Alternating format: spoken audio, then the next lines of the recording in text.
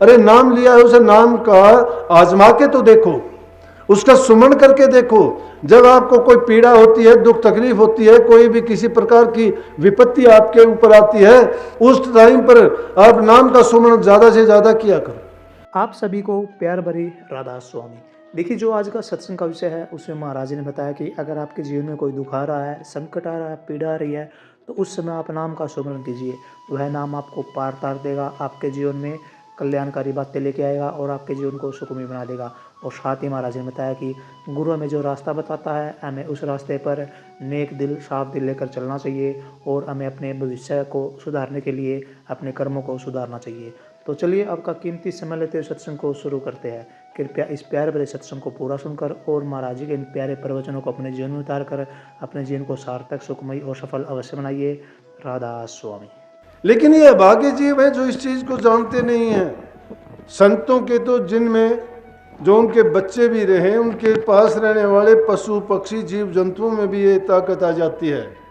कबीर साहब ने तो बैल से भी वेद बुलवा दिए थे, वेदों के मंत्र बुलवा दिए थे। कैसे बुलवा दिए कि जो उनके साथ रहते हैं वो सीख जाते हैं सारी चीजें। और संतों में वो ताकत होती है, वो चाहे तो क्या का क्या कर दें। गुरु मेहर करे तो काग से हंस बना दे। मेहर करने का मतलब गुरु मेहर करता है, लेकिन मेहर को तो ओटने वाला भी होना चाहिए। जब हमारी झोली फटी हुई है जिसमें हम कोई चीज समा नहीं सकती, उसको झेल नहीं सकते, तो फिर उसमें गुरु क्या करेगा। मारी थी लागी नहीं बंक नाड़ में फूक, गुरु बेचारा क्या करे जब चेला माही चूक। जब चेलों में, शिष्य में ही कमी है तो गुरु बेचारा कहाँ से क्या दे देगा उसको। गुरु कोई पक्षपात नहीं करता है, गुरु सबको बराबर देता है, लेकिन लेने वाले की इच्छा होनी चाहिए। एक आदमी है सब कुछ लेके चला जाता है, दूसरा है वो कुछ भी नहीं, वो खाली का खाली रह जाता है। एक ही जगह में रहने वालों के कर्तव्य अलग अलग हो जाते हैं, नहीं सीखते, वो देखते भी नहीं है, लेकिन अपने कर्म को जरूर बड़ा बिगाड़ लेते हैं। लेकिन मैं जो बात कह रहा था वो था कर्म का, कि उसमें तो जो कई बार गुरु का मतलब यही नहीं कि ऊंची कुर्सी पे बैठ के चार बात सुना दे वही गुरु है। गुरु नाम ज्ञान का समझ का क्यों लिया गया कि जो हमें ज्ञान दे दे, जो हमें उपदेश दे। किस चीज का उपदेश, भटका, किसी भी चीज से भटकना हो और उसका हमें सही रास्ता दिखा दे, वही गुरु है। गुरु का मतलब उस चीज का ज्ञान देने वाला, जो भी नुक्ता है उसको बताने वाला, किसी भी समस्या का सुझाव दे के सुलझाने वाला। तो इसी प्रकार से कबीर साहब के घर में माता लोई थी, पुत्र कमाल था, लड़की कमाली थी, वो भी कबीर साहब से कम नहीं थे। कबीर साहब कहते हैं उन्होंने भी कई बार ऐसे अवसर और मौके आए, मेरा गुरु का काम किया। गुरु जैसा काम उन्होंने क्यों किया कि वो भी कई बार उनको समझा देते थे। वो भी जब, तो कबीर साहब हंसते थे उस बारे में। तो एक बार की बात, कबीर साहब कहीं जा रहे थे तो रास्ते में उन्होंने देखा मोरें पड़ी हुई हैं रास्ते में, और भक्तों की परीक्षा के लिए तो खुद मालिक भी उनकी परीक्षा लेता है कि वो देखते हैं कि ये कितना जिस रास्ते पे चला उसमें पक्का है, इसका श्रद्धा यकीन दृढ़ है, या वैसे ही अभी डामाडोल है। जो किसी भी काम में लगता है अगर वो डामाडोल है तो उसको कुछ नहीं मिला करता। तो कबीर साहब जब रास्ते से जा रहे थे और उसने जब वो मोरें या असरफियाँ जो भी पड़ी थी उनको देखा, और देख के उनके मन में ख्याल आ गया कि देखो माया ने क्या खेल रचा है। उनकी ये कभी कामना ही नहीं रहती थी कि मेरे पास धन हो, दौलत हो। अगर हो, उनके पास चार पैसे भी होते तो भंडारे लगाते थे, भंडारा लगा के सत्संगियों को बुलाते थे, सत्संग करते थे। और जो कुछ होता नहीं होता तो भी कई बार ऐसे अवसर आए कि एक बार तो किसी से 100 रुपये ब्याज पे लेके आ गए, और ब्याज पे लेके आगे कहने लगे महीने बाद दे दूंगा। अब महीने बाद कहाँ से दे देंगे। उस जमाने में तो पैसा बड़ा कठिन था, बड़ा मुश्किल था, और वो ब्याज पे पैसे लेके आए। लेकिन ब्याज पे पैसे लेके आए, पैसे देने का उनका नहीं था, कहाँ से देते। करार पूरा हो गया, साहूकार था, वो जा कहने लगा कि अब वो उसने करार पूरा हो गया, और कोर्ट में जाके उसने कह दिया कि जो भी उसकी संपत्ति है वो मैं हड़प लूँगा।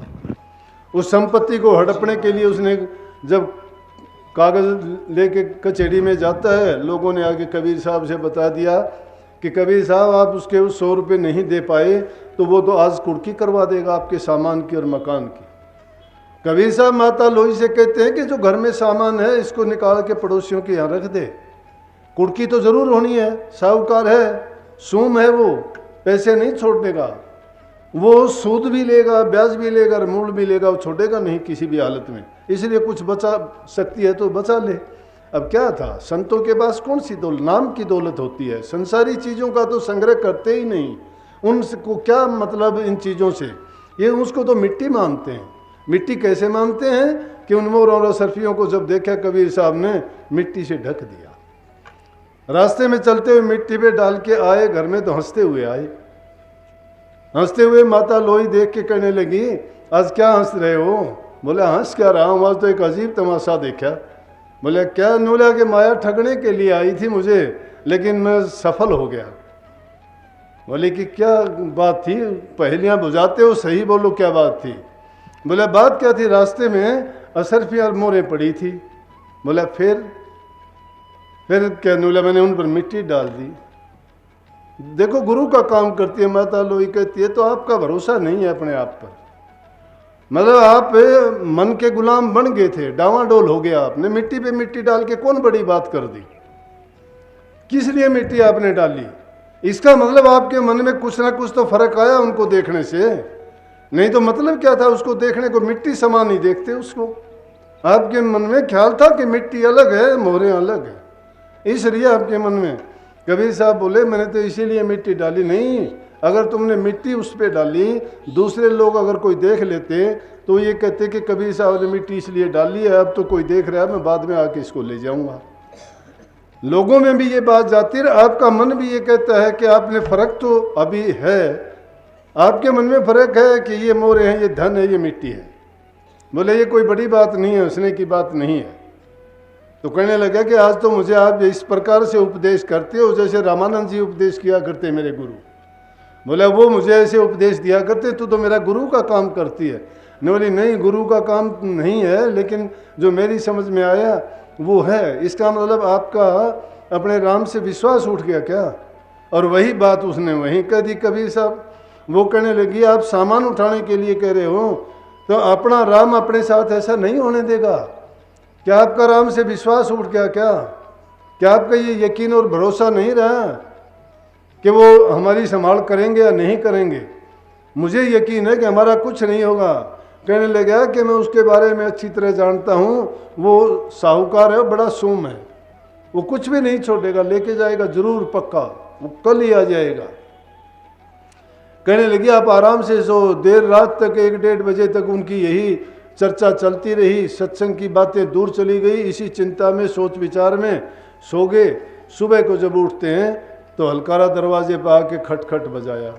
बजाते ही समझ गई, माता लोई गई और जाके उसको देख के कहने लगी ये सेठ साहूकार का आदमी है। बोले कि हाँ भाई कुड़की के लिए आ गए क्या? बोला कुड़की के लिए नहीं, पैर छुए। बोले माता जी मेरी बात सुनो, कुड़की की तो बात छोड़ो कि सेठ जी जब गए कचहरी में और उन्होंने पर्चा लिखवाने की कोशिश करी और वो इसके लिए आदेश लेने लगे, कुड़की की बात करने लगे, तो एक बहुत रेशमी सुंदर कपड़े पहने हुए सेठ आया और उस सेठ ने आके कहने लगा भाई क्यों ऐसा करता है, ये ले 500 रुपये।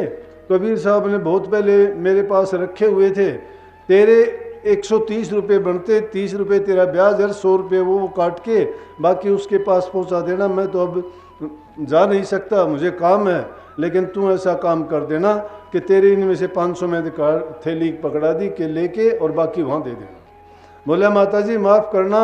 जब ये बात उस सेठ ने देखी, उसने ये बात सुनी, उसकी तरफ देख के कहने लगा कि देखो एक तो ये इंसान है कि जिसने इतने दिन के बाद में और उसके पैसे दे के और ये कहता है कि ये तो उसको दे संभलवा देना। इसने ना कोई बात पूछी, ना ये मुझे जानता, ना मैं उसको जानता, मुझे 500 रुपये की थैली देता है और कहता है कि ये अपने काट के। उसके भी दिमाग में बात आई, उसका भी सोया हुआ जो अंदर से इंसान था वो जागया, उसका भी धर्म कर्म में जो भी उसके अच्छे संस्कार थे उन्होंने जोर मारा और उसके दिमाग में ये बात आई कि देखो मैं कितना एक बुरा काम करने चला था। एक भगत आदमी को जो प्रभु की भक्ति करता है, लोगों को बुराइयों से बचा के अच्छाई के रास्ते पे चलाता है, उनके पाप कर्म छुटवाता है, उनको अच्छी दिशा दिखाता है और एक अच्छे समाज की नींव रखता है कि जिसके कारण अमन शांति और आपस में प्यार बनता है। और मैं ऐसा दुष्ट हूँ कि उसी से ब्याज लेता हूँ और उसी का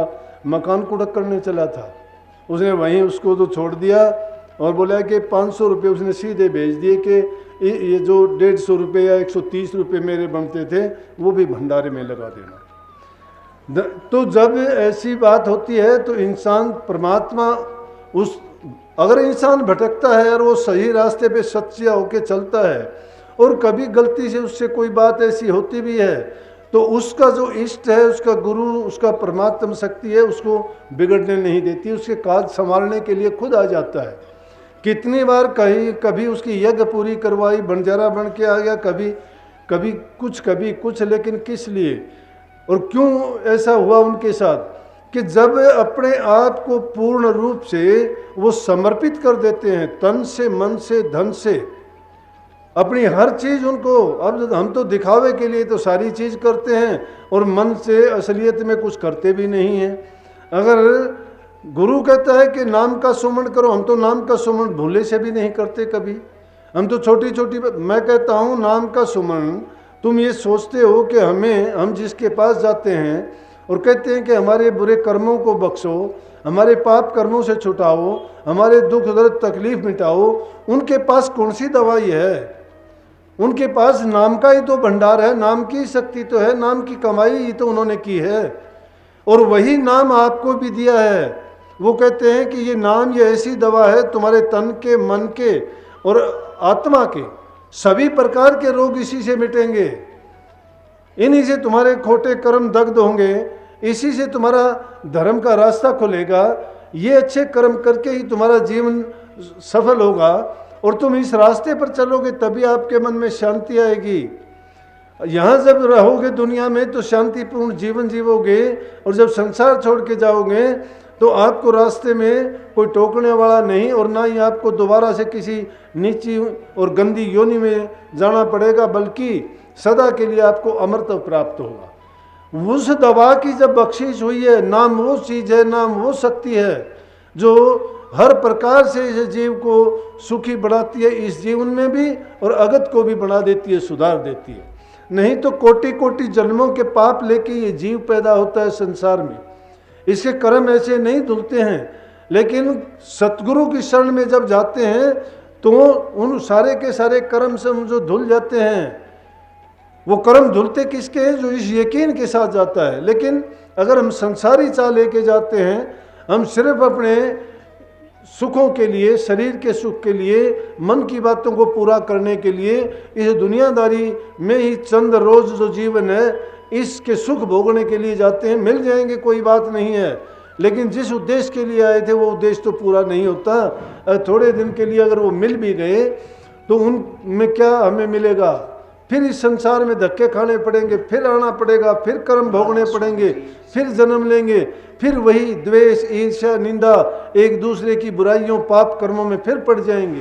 क्योंकि जीव को ये ज्ञान नहीं है, ये बार बार इन्हीं कर्मों के करते करते तो इसके साथ ऐसा होता हुआ आया है।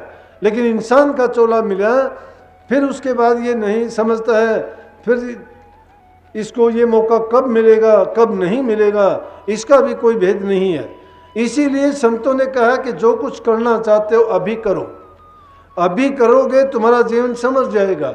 लेकिन हम खुद करना नहीं चाहते, हम तो चाहते हैं कि उसके बाद भी नाम ले लिया और उसके बाद भी हमारी शिकायत नहीं मिटती है। अरे नाम लिया है, उस नाम का आजमा के तो देखो, उसका सुमन करके देखो। जब आपको कोई पीड़ा होती है, दुख तकलीफ होती है, कोई भी किसी प्रकार की विपत्ति आपके ऊपर आती है, उस टाइम पर आप नाम का सुमन ज़्यादा से ज़्यादा किया करो। जब नाम का सुमन करोगे आपके कर्म अपने आप धुलते चले जाएंगे।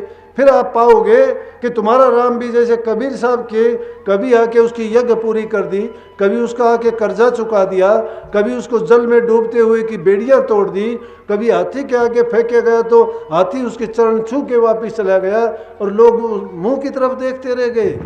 सत्संग को पूरा सुनने के लिए आपका बहुत बहुत धन्यवाद। हम आशा करते हैं आपने सत्संग को बड़ा ही ध्यान से सुना हुआ। तो जैसे ही प्यारी साध संगत जी आपने सत्संग में सुना, महाराज जी ने बताया कि नाम किस तरह हमारे जीवन को सुधार कर रख देता है, नाम किस तरह हमारे जीवन को हमारे मंजिलों तक पहुंचा देता है। और जैसा ही महाराज जी ने बताया कि हमें ज़िंदगी में कोई दुख हो रहा है, कष्ट हो रहा है, या हमें कोई पीड़ा है, या हमें कोई विपत्ति दुख जीवन में आती है, तो उस समय हमें नाम का सुमरन किस तरह करना चाहिए और किस तरह हम अपने जीवन को सुधार सकते हैं।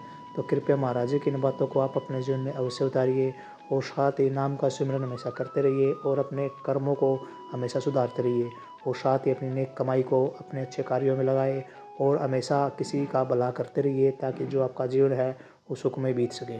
और साथ ही अगर आपको सत्संग अच्छा लगा तो कमेंट बॉक्स में राधा स्वामी लिखकर पुण्य भागीदार अवश्य बनिए।